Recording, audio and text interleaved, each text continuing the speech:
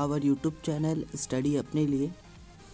आज के इस वीडियो में हम लोग देखेंगे सीटी का यूज़ से मींस करंट ट्रांसफार्मर के यूज़ से हम लोग एमएम मीटर का रेंज एक्सटेंशन कर सकते हैं, या फिर पीटी के हेल्प से हम लोग वोल्ट मीटर का रेंज को एक्सटेंड कर सकते हैं। और इंडक्शन टाइप इंस्ट्रूमेंट भी देखेंगे और एक टंग्स्टन एक्सटर के बारे में देखेंगे। ये देखिए इंडक्शन टाइप इंस्ट्रूमेंट। और लास्ट टॉपिक जो हम लोग का रहेगा वो रहेगा टंग टेस्टर। तो स्टार्ट करते हैं। अगर सीटी में तो देखते हैं कि आईएम जो होता है हम लोग का फुल डिफ्लेक्शन करंट होता है। आई हम लोग का जो करंट होता है, ठीक है, कितना करंट हम लोग को मेज़र करना है। और एन का फार्मूला हम लोग जानते हैं जो होता है आई बटे आई एम होता है। इससे हम सिंपली हम लोग आई को डिराइव कर सकते हैं। आई जो होगा एन आई एम के बराबर होगा। अगर सीटी के लिए देखेंगे तो आई टू बटे I one equal to N one बटे एन टू। ठीक है, तो यहाँ से आप आई टू का फार्मूला डिराइव कर सकते हो। फिर उसके बाद इसमें ये देखेंगे कि एन टू यहाँ पे जो हम लोग का नंबर ऑफ टर्न जो होता है सेकेंडरी में ज़्यादा होता है और नंबर ऑफ टर्न जो होता है प्राइमरी में कम होता है। ठीक है, यानी एन टू बटे एन वन जो होगा वो एन के बराबर होगा। और यहाँ पे आई वन जो होगा आई के बराबर है और आई टू आई एम के बराबर है। और फ्रॉम इक्वेशन 1 से यहाँ पे आई एम जो होगा एन वन बटे N two multiply by I. यहाँ से आई एम का जो फार्मूला निकलेगा वो होगा आई बटे एन। तो इससे एक न्यूमेरिकल भी है यहाँ पे, जैसा कि एक एमीटर है जो कि 1 एम्पियर फुल डिफ्लेक्शन करंट जो है उसका 1 ampere means I am maximum current है 1 एम्पियर, पर उसको रीडिंग करना है कितना 1000 ampere. As the reading it is decided to measure 1000 ampere. What is the term ratio of CT if there are so term in the primary, then how many term in the secondary? ठीक है, means primary में कितना turn होगा और secondary में कितना turn होगा ये हमको बताना है। मीन्स 50 टर्न हम लोग का प्राइमरी में दिया होता है, सेकेंडरी में कितना होगा देखिए। तो आई एम का जो फार्मूला होता है वो होता है I M equal to number of N means कितना टर्न होगा प्राइमरी बटे N two multiply by total current. तो इससे आप इस फार्मूला से ये देखिए हमने निकाला N2 में जो होगा 50,000 टर्न होगा।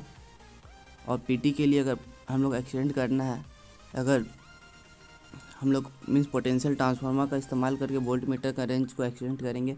वो कैसे करेंगे तो VM हम लोग हो जाएगा फुल डिफ्लेक्शन वोल्टेज, V हम लोग हो जाएगा कौन सा वोल्टेज हम लोग को मेज़र करना है। तो N का फार्मूला ये होता है V बटे BM। और पोटेंशियल ट्रांसफार्मर के लिए जो V1 और V बराबर होता है और V2 और VM बराबर होता है। तो ये रेशियो होता है ट्रांसफॉर्मेशन रेशियो। इससे आप सिंपली N का फार्मूला डिराइव कर सकते हो और फिर यहाँ से VM का डिराइव कर सकते हो। VM जो होगा V बटे N के बराबर होगा। और इसमें पोटेंशियल ट्रांसफार्मर में हम लोग का प्राइमरी टर्न ज़्यादा होता है सेकेंडरी के कंपैरिजन में। तो बस वही टर्न यहाँ पर हम लोग ने लिखा है।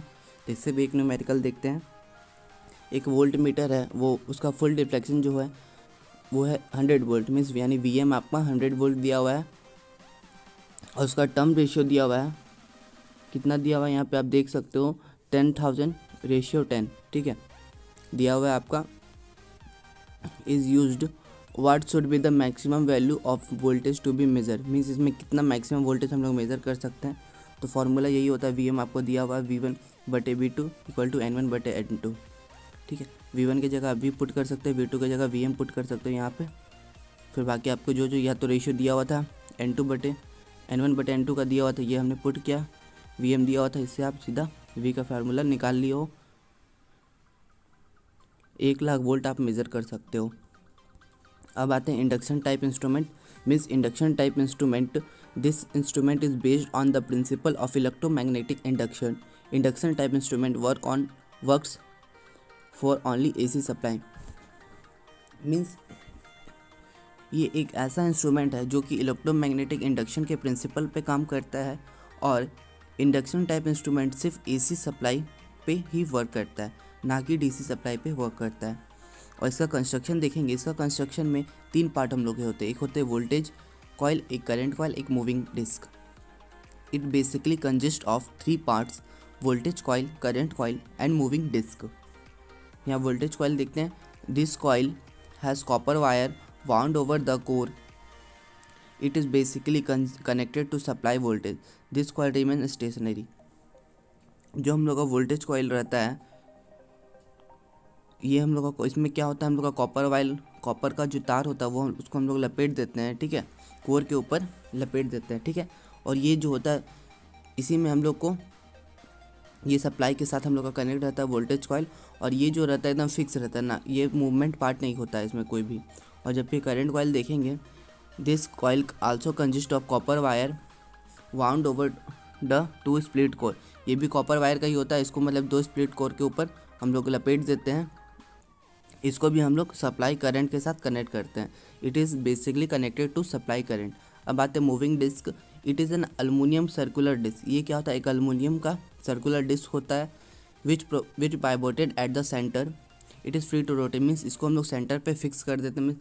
एक ऐसे फिक्स करते हैं कि वो मतलब कि सेंटर पार्ट उसका फिक्स रहता है और बाकी वो चारों तरफ से घूमता है, एक सीढ़ी की तरह। इसका वर्किंग देखेंगे। When voltage supply is given to the pressure coil, जब हम लोग वोल्टेज सप्लाई प्रेशर कॉइल को देते हैं यानी प्रेशर कॉइल पे, तो इट्स क्रिएट इलेक्ट्रिक फ्लक्स। जब हम लोग वोल्टेज सप्लाई देंगे तो वहाँ पे क्या होगा, एक इलेक्ट्रिक फ्लक्स क्रिएट होगा। This flux passes over the aluminium disc, और वही फ्लक्स क्या होगा, एल्युमिनियम डिस्क से पास होगा हम लोग का, और वहाँ पे क्या होगा, ईएमएफ हम लोग का इंड्यूस हो जाएगा and create induced EMF in it. In the same way, current coil also create electric flux which passes over the aluminum disc and it create induced current in it. Means जब हम लोग voltage supply देते हैं pressure coil पे तो वहाँ पे क्या होता है, इलेक्ट्रिक फ्लक्स क्रिएट होता है और वो एल्युमिनियम डिस्क से पास होता है। तो वहाँ पे हम लोग का क्या क्रिएट होता है, इंड्यूस्ड ईएमएफ क्रिएट होता है।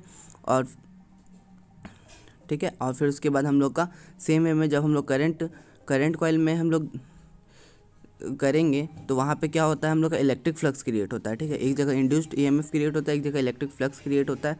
जब उसको एल्युमिनियम डिस्क से पास करेंगे तब due to this two electric flux torque is develop in the aluminium disc. और यही दो इलेक्ट्रिक फ्लक्स के कारण हम लोग का टॉर्क डेवलप हो जाता है एल्युमिनियम डिस्क पे, और डिस्क हम लोग का घूमने चालू हो जाता है, मीन्स अंदर पे जो सीढ़ी जैसा लगा हुआ रहता है।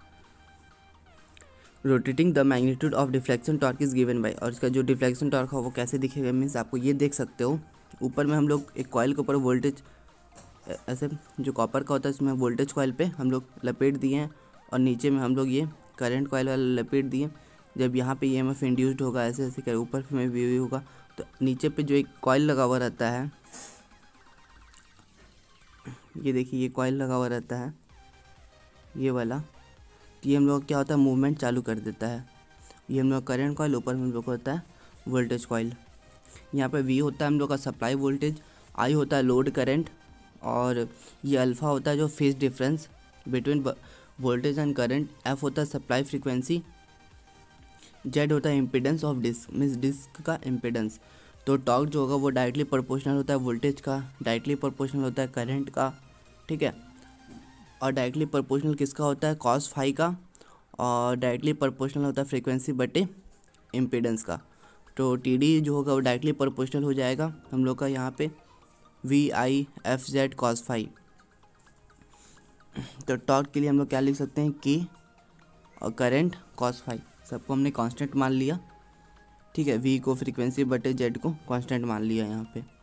अब इंडक्शन टाइप इंस्ट्रूमेंट का कहाँ पे होता है, इसका इस्तेमाल होता है हम लोग का एनर्जी मीटर को बनाने में, वाट मीटर को बनाने में, और फेज मीटर को भी बनाने में इसका इस्तेमाल होता है। अब लास्ट टॉपिक आता है tongs tester. Tong tester is use to measure current in the coil और cable without disconnecting the cable. Means tong tester का इस्तेमाल करते हैं हम लोग करंट को नापने के लिए कॉइल पे, मीन्स जो भी तार होता है उसमें हम लोग को करंट को नापना है, या फिर केबल से हम लोग को करंट नापना है, तो बिना केबल को टच किए या फिर तोड़े हम लोग करंट को मेज़र कर सकते हैं। It is basically use to measure high current. इसका इस्तेमाल हम लोग हाई करंट को मेज़र करने के लिए करते हैं। This tester is also based on the electromagnetic induction, और ये टेस्टर जो होता है इलेक्ट्रोमैग्नेटिक इंडक्शन के प्रिंसिपल पे बेस्ड है, ठीक है। और the current which is to be measure is flowing through the cable, और जो करंट हम लोग को मेज़र करना है वो मतलब पे करंट केबल से फ्लो करता है। This cable is covered by another current cable, और वो केबल जो होता है दूसरे केबल से कवर किया हुआ रहता है। Due to the electromagnetic field produce by current induced EMF in the current coil.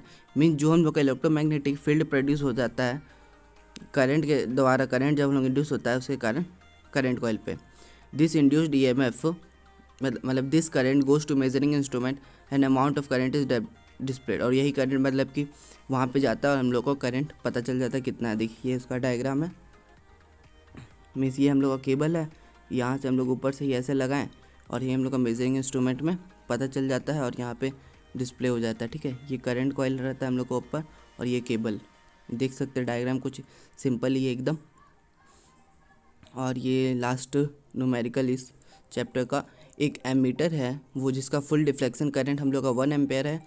जब हम लोग उसका इंटरनल रेजिस्टेंस हम लोग का 5 ओम है और how much current is can measure if a shunt resistance is connected was value is 0.25। Means ये कितना करंट मेज़र कर लेगा जब हम इसमें शंट रेजिस्टेंस को कनेक्ट करेंगे जिसका वैल्यू 0.25 होगा। तो यहाँ पे हम लोग देख सकते हैं जो IM होगा हम लोग का वो दिया हुआ है 1 एम्पेयर, RI दिया हुआ है 5 ओम, RSH 0.5। तो आप फॉर्मूला लगाओगे RSH जो होता है RSH equal to 0.25 divided by 1/I-1 और यहाँ रेजिस्टेंस, ठीक है RI। तो RI यहाँ पे 5 था, हमने पुट किया और बाकी यहाँ पे अभी हमने पुट किया। सारा को पुट करने के बाद ओवरऑल आपको यहाँ पे 21 एम्पेयर आंसर मिल जाएगा। तो इसी के साथ ये चैप्टर हम लोग का कंप्लीट हो गया। अगर इस चैप्टर से रिलेटेड कोई भी डाउट है तो आप हमें कमेंट सेक्शन में पूछ सकते हैं या फिर टेलीग्राम चैनल पे भी पूछ सकते हैं। Thank you for watching our video.